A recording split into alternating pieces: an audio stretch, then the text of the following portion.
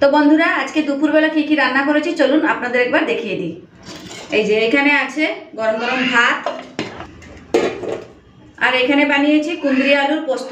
আপনারা তো শুধু আলুর পোস্ত খেয়েছেন, পটল পোস্ত খেয়েছেন, কুঁদরির পোস্ত কি কখনো খেয়েছেন? আমি বানিয়েছি যে কুঁদরি আলুর পোস্ত, আমরা কিন্তু বেশ ভালোই খাই। আর এখানে আছে সরষে বাটা দিয়ে চাল কুমড়োর ঘন্ট। তো এখনো অবধি ধোঁয়া উঠছে, এই যে দেখুন জাস্ট নামিয়েছি চাল কুমড়োর ঘন্ট। আর তার সাথে আছে পাতলা করে মসুরির ডাল, আর এই যে পাতলা করে মসুরির ডাল, সেও গরম ডাল। চলুন এরপরে ভাতটা বাড়ি। তো এখন বেড়ে নিচ্ছি ভাত।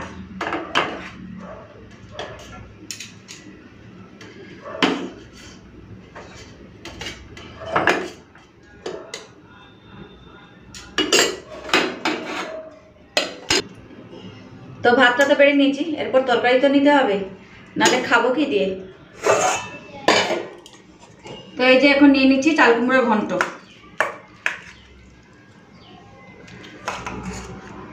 এই যে নিয়ে নিলাম, বেশি করে একটুখানি চাল কুমড়ো ঘন্ট নিলাম, আমার চাল কুমড়ো খেতে না খুব ভালো লাগে। নিয়ে নিলাম, আর এই যে কুঁদরি আলু পোস্ত, সেও নিয়ে নিচ্ছি। ব্যাস, আর কি চাই? এত সুন্দর সুন্দর খাবার থাকতে আর কিছু চাই? এখন নিয়ে নেব পাতলা করে মসুরির ডাল। দেখুন আজকে সব কিছু গরম গরম রান্না করে খেতে বসে পড়েছি। এই যে নিয়ে নিচ্ছি এখন মসুরির ডাল। ব্যাস, এই যে দেখুন, চলুন নিয়ে নিই। আর এইগুলোকে ঢাকা দিয়ে রেখে দিই। তো এই যে দেখুন আজকে একটু নিরামিষ থালি।